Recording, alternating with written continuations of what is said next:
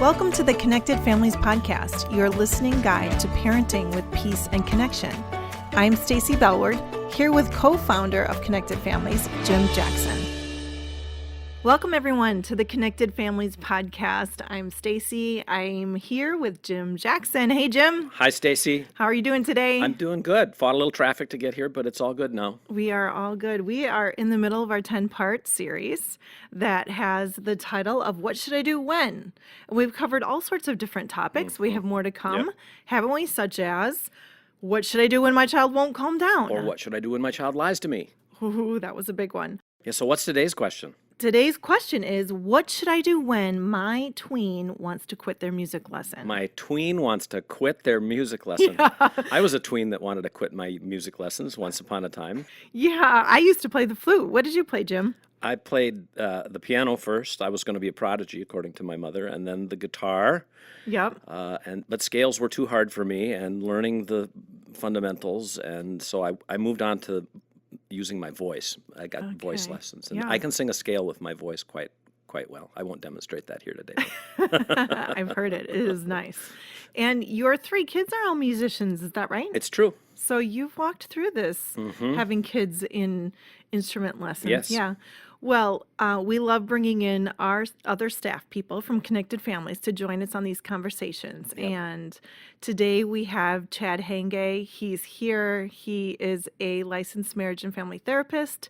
He coaches many people every single week. And so, hi, Chad. Welcome to the studio. Thank you so much. Glad to be here. Thanks for having me. Yeah, we're glad to have you here too, because you do a lot of coaching with parents of tweens and teens, don't you? I do. Yeah, that's kind of the sweet spot for me. So yeah, this kind of falls under that category for sure. Yep. You have a few teens in the house. Yeah, I've got a couple 20-year-olds now and a 17-year-old. And just a quick snapshot on my experience with music is I got booted out of the 7th grade marching band. So anyway. Who are these people talking about this today? Exactly. So anyway, that's my quick foray into music. Oh, that's good. Well, today's topic is, as I said before, but it's what should I do when my tween wants to quit their music lesson? And there's a lot of feeling around that on, all the different sides, and it's a nuanced topic, as really they all are, because every family situation is different. But we like to start our episodes, our podcasts, with a quick answer. Yeah, I think starting with curiosity is a good place, right? So what's going on? Asking that question of why and what's happening, and maybe there's something underneath that would make some sense around this. I think the quick answer is that it's really important to stick to your commitments, to do the things that you've said that you're going to do, and for us as parents to help our kids be successful in taking responsibility for the commitments that they've signed up for. Yeah. So fight that fight. You've paid for it. You've made a commitment to it. I know it's hard. I want to be with you to support that. This is difficult. I like that answer. Yeah. But I also recognize, having talked to lots of parents, that it can get really complicated really fast, can't it? It can, and I think that's where the nuance comes in, and that's where the relationship comes in. That's where context comes in terms of how did this get arranged in the first place. And so I think there are a lot of things to unpack there. What do you mean, how did it get arranged in the first place? Don't all music lessons start because children think it's a good idea for them to do this and it will help them develop as humans, and so they decide to get into music lessons? Isn't that how it always starts? Yes. I mean, their kids are passionate, and they just bug their parents endlessly about, I really want to sign up for the flute now, right? There are kids who do that. Yeah, aren't there? Right. But a lot of times it's this might be a good idea, or we want to develop you. And I've worked with lots of parents who believe it's a really important idea for their kids to get some musical training. And I think it isn't important. There's a lot of research that would suggest that that's helpful for your brain, and it's helpful for development. Yeah. But how that gets into play is a pretty significant issue. Yeah, and didn't God wire some of our kids to be musicians and some of our kids to do something else? Yeah, like booted out of seventh grade band, right? I mean, I'm case in point for the other something else, I think. Yeah. Along Another those way lines. out. Right, exactly. Yeah. So, Chad, what are presumably you've dealt with this issue as you've coached parents or you've received some communications from parents. What's a specific? Let's hone in because there are so many different variables here. Let's hone in on a specific sort of scenario or two that are different from each other and sort of go through the nuances in each case. Yeah, so I appreciate questions, and we get lots of questions from people about kind of what should I do, and that's typically where parents start. They're how do I get this behavior to stop or start, or it usually is behavior focused. But here's a question that we received that I think is pretty typical, maybe standard for wanting to quit music lessons, and the question. And background says this: my 10-year-old started flute lessons in September and is a real talent and made great progress, but after Christmas decided she really didn't want to continue. We are concerned at a pattern of starting things but not seeing them through, and we're unsure how much to insist and how much to allow choice. We want her to learn responsibility. Yeah. I feel for that parent. That's kind of the main thing in all of this, isn't it? Whether the kids continue on in the lessons or whether we decide, guided by Holy Spirit wisdom, to do something else, we don't want to communicate a message to our kids that you're irresponsible. We want to drive them toward this belief that they are responsible for their lives, their actions, their decisions. Mm-hmm. Right. But I feel this parent's dilemma, right? Because the child has talent. And so you want to lead them down that path of that talent. And so, right, the parent gets a few kudos too when you see your child really excelling in a certain area. And so then to see them just throw that in the garbage and say, I don't really care, is a hard thing for a parent. Mm-hmm. Yeah, right. And I think that working at even getting underneath that, like what's going on inside of me, like you can get a tangled web pretty quickly where we're trying to go, is this more about me or is it more for them? And what's this all about? And so when we hear the word quit as a parent, right? I mean, that does something to me. Yeah. I'm like, I'm not raising a quitter. No child of mine is going to quit this thing.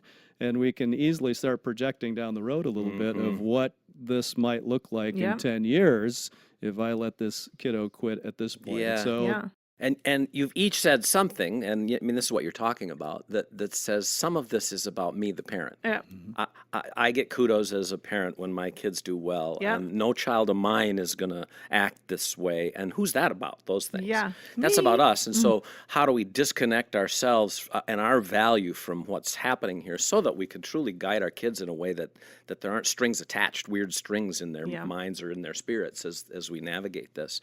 So, Chad, what was the answer to the gal who wrote this letter? How did you navigate that? Yeah, I think when we look at the Connected Families framework, it guides us with some questions. So if we're talking about this foundational aspect of you're safe with me and communicating that message, really safe emotionally, physically, spiritually, this isn't about me. My identity is secure. I don't need you to perform or behave well in order for me to be okay. Trying to work through and get out of that.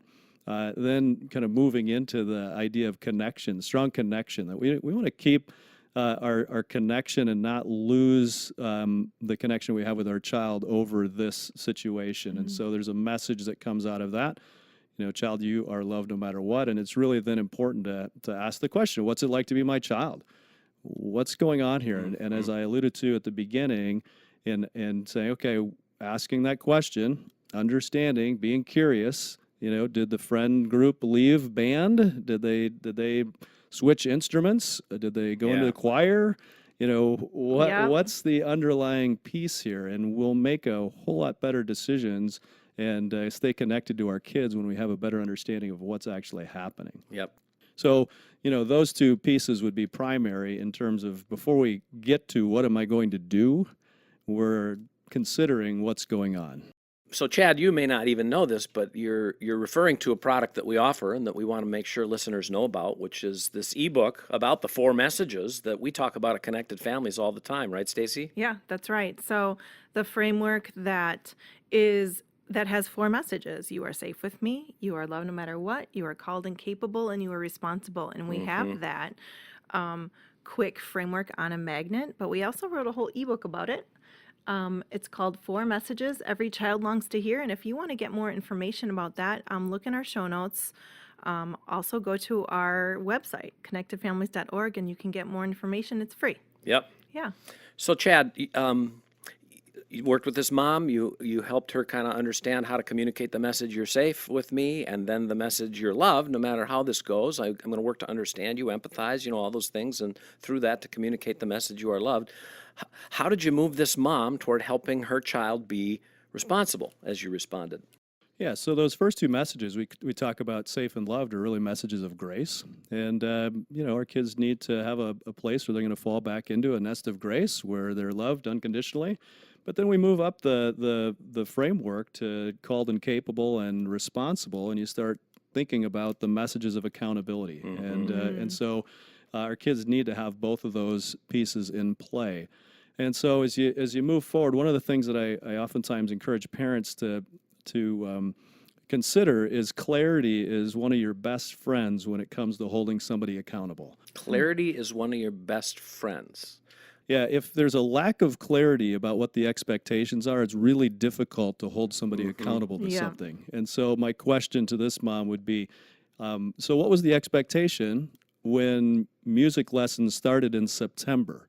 Was it clear that we were going to reevaluate after Christmas, or we were going to evaluate again in May? Yeah. What did that look like? So I can hear a parent responding to that by saying, well, of course it was clear. When you sign up for music lessons, everybody knows they go through the school year. It's going to go to the end of the year. I'm sure I said something about it when we started. Yeah, and you may have, but it really that's an important aspect. But it also matters quite a bit on what your child heard.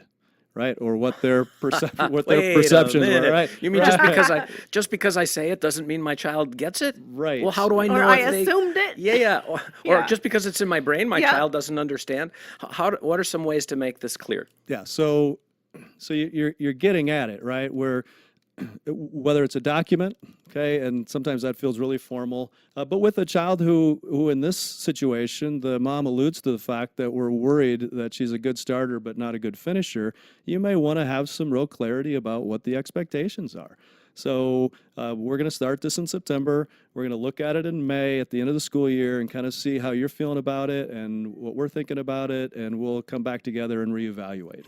Okay, if that's clear, then this conversation really is more about empathy and hearing and going, yeah, it's hard, isn't it, to stick with it and do these things, but here's what we agreed to, and we know you can do it, and this is a struggle, but how can we support you? Because we've agreed that this is the way that's going to look. Yep. So clarity really gives us a good opportunity then for accountability and then encouragement, right? We don't have to come and say, you're not going to quit, or this isn't okay, or I can't believe that. It's like, oh no, I know it's hard, but you can still do this hard thing. And how can we help support you in that? Yeah, with our daughter who struggled to honor that commitment, and mid-year, most years she'd want to quit piano. Like, I think this is the year I'm going to stop and I'm going to quit. And well, honey, we've made this commitment and we talked about it at the beginning of the year. And we began to recognize one thing that would really help her was to look toward that end of year recital. And she's a very social person as well. It made sense to us that if we could find a way for her to do a duet with a friend as part of the recital, then that would help her stick through this commitment, because now it wasn't just about the piano lessons and the music, it was about another human, which for a lot of kids is important. So for her late year piano recitals, she did duets with one of her friends every year. Yeah. And that was a big, huge motivator that helped her. And she was a part of that decision, as we talked about. What do you need in order to honor that commitment? Yeah, I think that's really great, and it takes the uniqueness of your child into consideration as well. Studying your child, what do they need? Yep. If we look at it as this kid just wants to quit everything, and no child of mine is going to quit this, you can just feel the tone, and it's going to turn into a battle likely. So that idea of how do you want to, here's what needs to happen, now how you're going to go about making that happen, what are the unique ways that you could get across the finish line here, learn the things you need to learn and still have some joy and some say in it. So as a mom, I'm thinking and hearing this conversation, I'm thinking, okay, so I've checked in with myself. I'm careful to make sure that none of my baggage is attached to this conversation with my daughter about her music lesson. And then I'm working on empathy. So I'm really asking the question, what's going Mm-hmm. on in her? What else was going on that's causing her to really want to give this up right now? Okay, so these are the steps. This is how far I've gone, but she still wants to quit.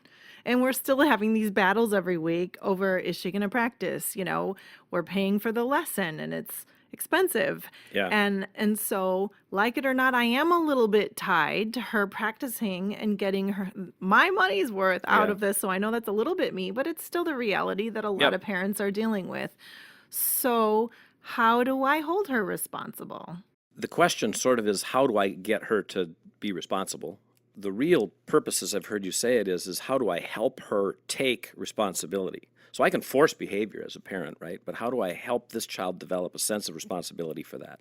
And it is a hard one because I think there are some parents who we've heard from who say, you know what, it wasn't worth the energy. It wasn't worth the cost to our relationship to force this anymore. So then the question was, how do I help you become responsible for something, whether it's the money or the time or using your talent or gifts in another way, so that you're accountable to do that at a bigger level than just piano lessons. So sometimes we get to this place where we demand right behavior, finish your commitment to flute in this situation, and we leverage relationship to get to it. And at the end of the day, we don't have a relationship and we don't have the behavior. And now there's this chasm that's being built in our relationship with our Yeah. kids. And I wouldn't go to the place of saying, I will sacrifice all relationship or great amounts of relationship to get you to do this behavior thing. Because I think there are other ways that we can help our kids learn to be responsible, which is really what we're after here. Yep. We want you to be responsible. So I'm caught in this tension now, and I'm hearing it, and I'm hearing parents say, okay, I get it. Sometimes I need to keep pushing my kids to do the thing, the lessons, and sometimes I need to back away and find a different outlet for them to develop their responsibility. When I'm at that place, how do I know it? And then what do I do? I think a lot of it comes from understanding what's going on with your child. There's so much information that's going to come out of that. Like, what's the rationale here? Even if you don't think it's reasonable or there's questions that you have about that, I think we're going to learn some things from that. But if it's just a dead end, like you're going to do this, no, I'm not, are you going to really get next to them every single time to make them do their lesson? Yeah. Right? To sit with them. Now the power struggle has engaged and pretty much your entire focus in your relationship is centered around this issue. Yeah. Ouch. I don't Yeah. want to be in that place. Yeah. Right? And so what are some alternatives to teaching responsibility? Like this did cost money and you need to understand the value of money and our time and effort that we are making money for you to learn some things like this. And so there might be a financial contribution that they need to make in order to pay you back. There may be some other things that they want to commit toward. And now, if we haven't been really strong in our expectation or clarity about what the expectation is, this also then provides another opportunity for us to say, okay, well, let's make sure that we are fully understanding what you're getting into in this next commitment that you're ready to make. And what have we learned from this one? And how do you want to push through? Because it's likely you're going to come to the same spot where you're going to go, this is really hard and I don't want to do this. Yeah. And so now we're growing perseverance as well as we continue to teach responsibility. And some decision-making skills and some thoughtfulness. And not everybody's going to be a musician all their lives. So how are you going to use your gifts, your talents to be a blessing if it's not going to be music? And if you can come up with a wise appeal or a proposal to us about what you would do other than these lessons and how you'll make up for that money, then let's have that conversation. But until then, I expect you to be ready for your lesson on Friday. Right on. Right? And I think that's honoring. It also puts the ball back in the court of the child Yep. and allows them to have to come up with some creative solutions. Yeah. So I fought hard enough as a youngster, Stacy. I don't know about you. The reason that I ended up doing voice things was because I fought hard enough not to do guitar and not to do piano. Uh-huh. And at the core of it, what my mother discovered as she probed this with me was a deep discouragement about the fact that I would reach a learning plateau. And then we realized I had a literal disability that made it impossible for my hands to work in opposition to each other when it got complex. Interesting. Yeah. And so for a couple of years, I got a lot of shame about that. And got told I was lazy and got told I was a quitter and, all these things, when at the core of what was happening with me was a deep, deep, deep discouragement about the fact that something was wrong with me and I didn't have words for it. I couldn't explain it. Yep. All the other kids who were doing what I was doing were moving on and I got stuck. And I got deeply discouraged. And, it really was in that discouraged place that Mom said I give up. It wasn't like this wonderful, happy conversation because she didn't have these tools. And it took me a while then to kind of regain this sense of responsibility for, even as a 58-year-old man, now I still struggle against this message in me that says I'm irresponsible.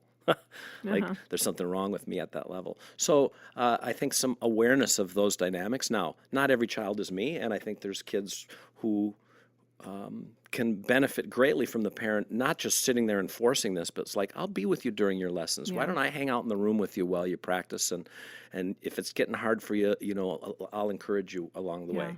Instead of just go over there and do your lessons and be alone in it and struggle on your own, and I'll be present for you, with you. I might have work to do, but I'll do my work in the room.